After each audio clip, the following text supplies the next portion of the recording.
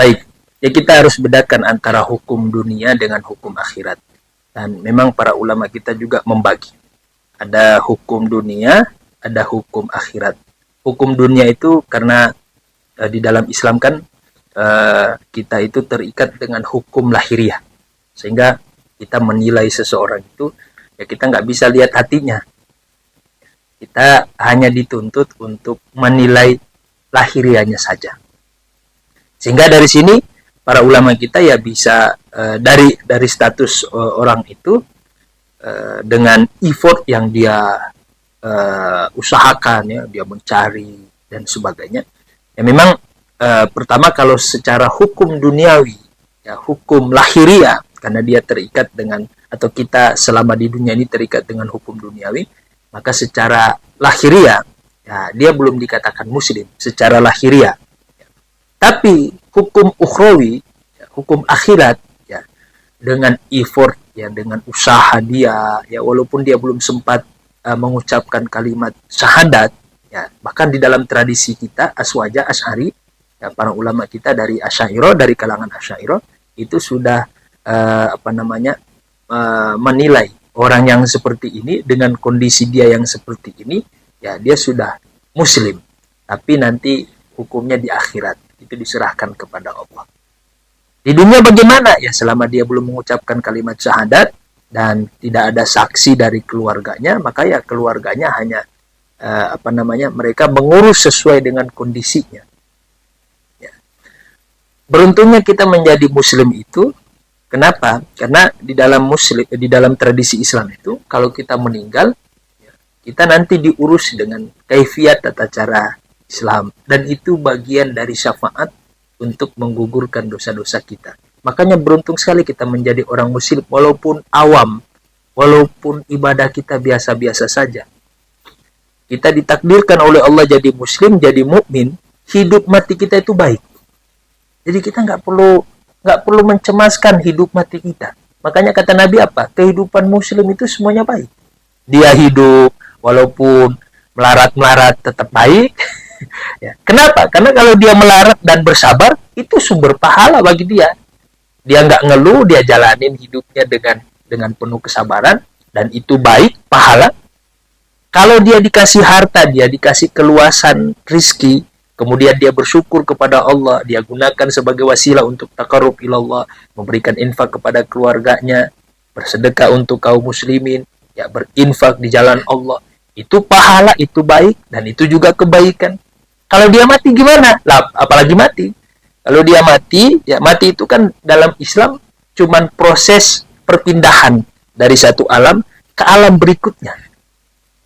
Islam itu mendefinisikan mati bukan sebagai ketiadaan. Mohon maaf, orang-orang yang mendefinisikan mati dengan ketiadaan itu orang-orang ateis. Karena mereka nggak percaya dengan yang namanya kehidupan akhirat. Padahal dengan logika sederhana itu bisa menghantarkan kita kepada keyakinan bahwa ada kehidupan setelah kehidupan dunia. Logikanya apa? Sederhana. Kita tadinya nggak ada, kemudian ada. Nggak usah kita bandingkan dengan itu. Begini, logika sederhana. Manusia saja, kita saja, di dalam kehidupan kita, ya, ketika kita ingin meraih sesuatu, itu kan kita harus, kita ngaturnya itu benar-benar harus kita ngatur dari A sampai Z, ya. Semuanya teratur gitu, ya. Direncanakan. Masa iya kehidupan kita yang kita perhatikan silih berganti, dari siang berganti malam, kemudian kita dari nggak ada menjadi ada. Masa kehidupan kita kehidupan yang main-main saja? Dalam kehidupan kita di dunia ini saja ya kita nggak boleh main-main, kita harus serius. Apalagi ingin meraih sesuatu, itu kan harus serius mengaturnya dari A sampai Z, ya, teratur. Supaya apa? Supaya kita bisa meraih apa yang kita inginkan. Apalagi kehidupan akhirat. Ya. Maka dengan logika sederhana ini, ya, kita yakin bahwa iya, berarti ada kehidupan akhirat. Masa iya dengan keteraturan di alam semesta ini, ya, kita tadinya nggak pernah minta untuk hadir di dunia ini, tapi tiba-tiba kita dihadirkan oleh Allah. Masa kita hidup hanya untuk mati? Masa kita hidup hanya untuk sekedar senang-senang? Pasti ada kehidupan yang apa namanya, kehidupan yang lebih kekal daripada kehidupan di dunia ini. Nah, maka kembali kepada pertanyaan tadi, jadi secara hukum dunia, karena kita menghukumi dia secara lahiriah, ya kita tidak bisa memproses kematiannya dengan proses Islami, karena dia belum bersyahadat. Tapi secara ukhrawi, hukum ukhrawi, kata para ulama kita, orang yang seperti ini statusnya dia muslim di sisi Allah. Karena dengan effortnya dia, dengan usahanya dia untuk mengenal Islam, ya, walaupun dia belum sempat mengucapkan kalimat syahadat. Tapi itu tadi, betapa beruntungnya kita menjadi muslim. Kenapa? Karena kalau kita meninggal, itu menjadi penggugur dosa bagi kita. Kalau ada dosa-dosa yang belum sempat kita taubati, pada saat sakaratul maut, itu awal dari keluar ruh kita, berpisah dari jasad kita, itu semuanya penggugur dosa. Makanya coba kita perhatikan, siapapun dia orang muslim, sebejat-bejatnya dia, senakal-nakalnya, kalau sudah mau sakaratul maut, itu biasanya ingat Allah. Selalu ingat Allah. Dan aneh, selama hidup ini, ya ketika berhadapan dengan orang-orang sakaratul maut, alhamdulillah udah berapa kali lihat orang sakaratul maut, selalu begitu.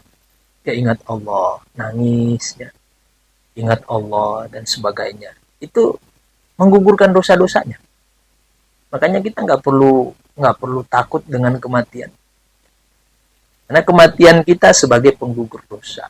Itu baru keluarnya ruh dari jasad kita udah menjadi penggugur dosa. Apalagi kalau disolati oleh kaum muslimin. Ya.